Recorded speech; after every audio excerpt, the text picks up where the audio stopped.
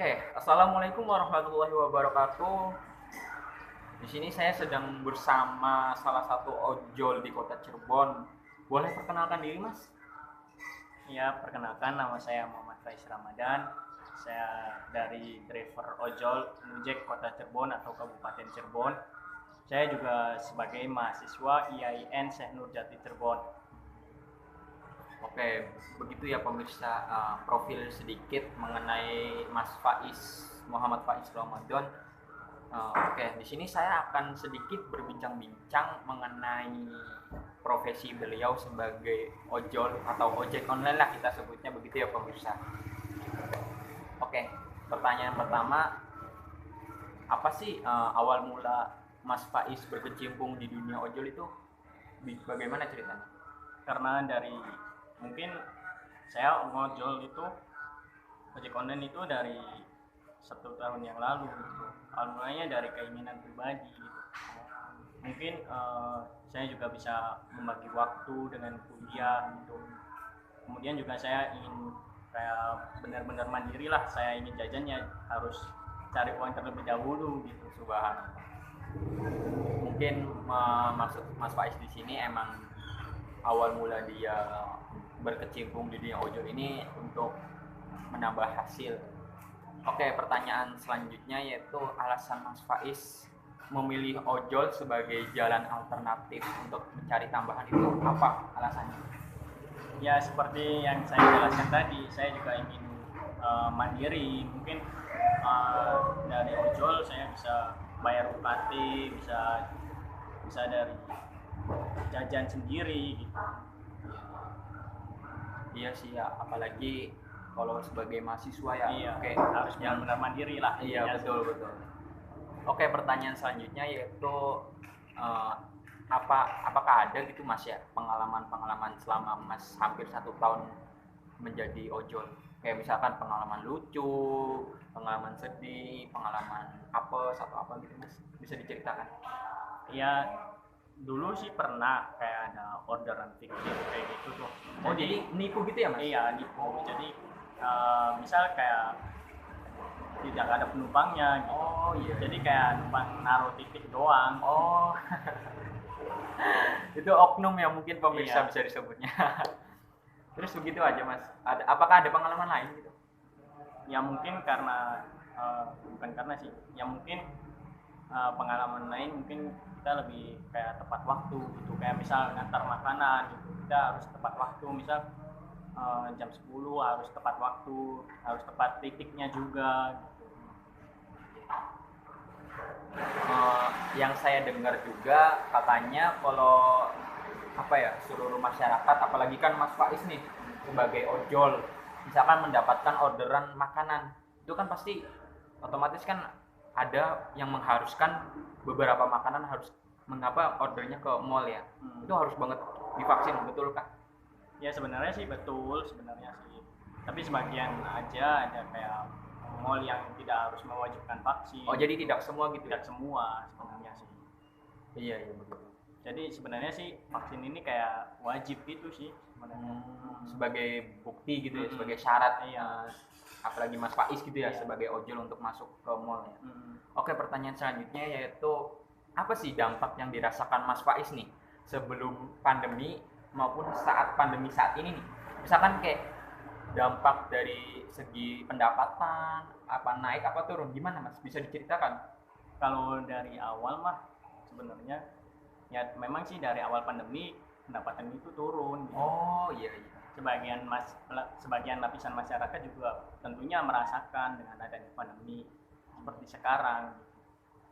Berarti pandemi ini benar-benar dirasakan oleh semua kalangan ya pemirsa, maupun kalangan atas, tengah, bahkan masyarakat kelas bawah pun ikut merasakan dan sangat memukul.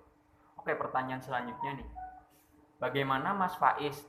Yang saya dengar tadi kan Mas Faiz nih kebetulan mahasiswa. Iya betul. Nah, saya tuh pengen tahu bagaimana tips atau trik dari Mas Faiz membagi waktu antara ojol dengan kuliah. Pasti kan orang-orang tuh pada bertanya bagaimana sih manajemen waktunya atau bagaimana ngaturnya, kan mayoritas orang tuh kayak susah banget gitu Mas membagi waktu gitu. Gimana Mas? Atau ada tips bisa diceritakan? Mungkin sih dari saya nih tipsnya kayak misal habis selesai kuliah nih, mungkin selesaikan dulu tugasnya gitu, selesaikan dulu mata kuliahnya gitu. Jadi mungkin kayak habis selesai kuliah kayak on beat gitu kan. Jadi intinya di sini itu kita nggak boleh menunda-nunda teman-teman. Apapun pekerjaan yang seharusnya kita wajib kerjain, kita harus kerjain dulu gitu. Iya. Kita nggak boleh menunda-nunda karena apa ya? Ya saya merasakan sendiri gitu. Kalau pekerjaan terlalu ditunda-tunda itu bakal ketetaran atau bahasa kerennya kita deadline gitu.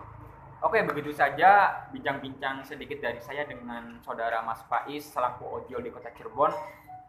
Untuk teman-teman yang sudah menonton, saya ucapkan terima kasih. Wassalamualaikum warahmatullahi wabarakatuh. Baik, telah hadir di tengah-tengah kita semua salah satu pengusaha yang tergerak di sektor kuliner yang mengalami dampak dari penurunannya PPKM level 2 di Pulau Jawa dan Bali. Ya, telah hadir bersama kita Bapak Muhammad Sobari. Baik Pak, kalau boleh tahu bagaimana sih asal mula berdirinya usaha keripik singkong maupun keripik pisang Bapak Sobari? Ya, awalnya karena saya kan seorang mahasiswa gitu, jadi kalau kerja kan nggak mungkin gitu ya. Ya udah, daripada nggak ada penghasilan gitu kan, cuma ngandelin orang tua, saya inisiatif buat dagang-dagang yang gampang gitu. Nah, salah satunya saya nemuin cara bikin ini nih, keripik pisang dan keripik singkong gitu, yang mudah dibuat, yang bisa dibuat di rumahan gitu. Ya begitu sih awal mulanya. Nah, dan kalau boleh tahu, apa keripik pisang ini didirikan oleh Bapak Sobari sendiri? Ya, saya sendiri yang mendirikannya. Oh ya, jadi Bapak sendiri yang membangun usaha ini, Bapak juga sendiri yang menjalankan usaha ini. Nah, saya sendiri yang jual juga. Nah, dan kalau boleh diceritakan, bagaimana sih perjalanan berdirinya usaha Bapak ini? Ya, awal berdirinya sih itu karena pengen punya penghasilan gitu ya. Terus saya coba-coba bikin, ya alhamdulillah jadi keripik pisang, keripik singkong gitu. Terus saya jual sendiri keliling kampus gitu. Alhamdulillah banyak juga responnya baik, dukungan dari teman-teman juga mendukung gitu, positif responnya gitu. Jadi sampai sekarang lumayan lah, alhamdulillah maju gitu usahanya. Dan kalau boleh tahu, alasan Bapak memilih usaha keripik pisang ini tuh apa ya Pak ya? Alasannya ya, alasannya itu karena gampang aja bikinnya gitu kan, gampang, terus modalnya juga nggak terlalu banyak gitu. Saya nyari modalnya yang sedikit-sedikit aja. Nah, terus kalau boleh diceritakan gitu, bagaimana sih Bapak cara menghadapi persaingan dari keripik pisang ini Pak? Boleh sedikit diceritakan gitu? Kalau untuk persaingan emang ketat sih, banyak juga yang jualan keripik pisang di sini. Intinya mah kita sabar gitu ya, ramah juga, soalnya kalau cuma rasanya enak tapi kita cara jualnya nggak enak kan nggak ada juga yang mau beli. Jadi kita nawarin dengan ramah tamah gitu, dengan cara yang baik gitu kan. Lalu kalau misalkan ada yang beli, ya udah kita layani dengan sepenuh hati gitu. Oh ya, baik. Terus juga sudah berapa lama sih Pak Bapak membangun usaha keripik pisang ini Pak?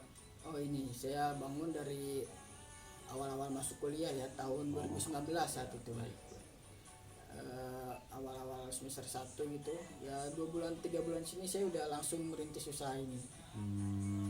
Ya baik. Dan terus kalau boleh tahu gitu ya, biasanya tuh Bapak berpenghasilan yang Bapak dapat tuh berapa ya Pak? Per harinya atau bahkan per bulannya atau bahkan per tahunnya? Untuk per harinya sih nggak nentu ya, karena kalau awal-awal dagang sih lumayan gitu, bisa sampai 50 piece habis gitu kan. Kalau sekarang ya lumayan. Dapat 20 piece habis aja itu udah alhamdulillah banget gitu. Gitu. Nah, terus kalau boleh tahu nih, modal yang dikeluarkan untuk usaha ini tuh berapa ya Pak ya? Modalnya tuh nggak terlalu banyak bukannya, kayak nggak nyampe 100.000. Ya 100.000 itu masih ada kembaliannya gitu. Baik. Terus Bapak tuh membangun usaha ini, apakah dari pihak keluarga menyetujuinya atau ada sedikit hambatan atau bahkan emang ada hambatan ketika Bapak ingin merintis usaha ini dari keluarga sendiri, Pak? Itu ada sih hambatannya waktu awal-awal, kayak dari orang tua gitu kan, menganggapnya ngapain sih dagang-dagang gitu, mendingan fokus aja kuliah gitu kan. Tapi makin kesini ya karena alhamdulillah saya maju, jadi orang tua ya udahlah gitu, emang mungkin keinginannya anak kayak gitu, ya udah dibiarin aja. Oke, baik. Nah, selain keripik singkong, kalau boleh tahu selain keripik pisang, mohon maaf, apa boleh tahu gitu, apa aja yang Bapak jual pada usaha Bapak ini?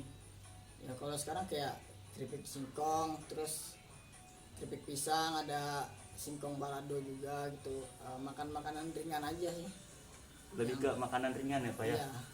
Makanan ringan. Oke, baik. Ya, mungkin itu ya dari teman-teman semua atau dari pemirsa semua terkait wawancara dari sektor pedagang mengenai penurunannya level 2 PPKM yang ada di Pulau Jawa dan Pulau Bali. Hanya itu yang bisa saya sampaikan, mungkin kurang lebihnya mohon maaf. Assalamualaikum warahmatullahi wabarakatuh.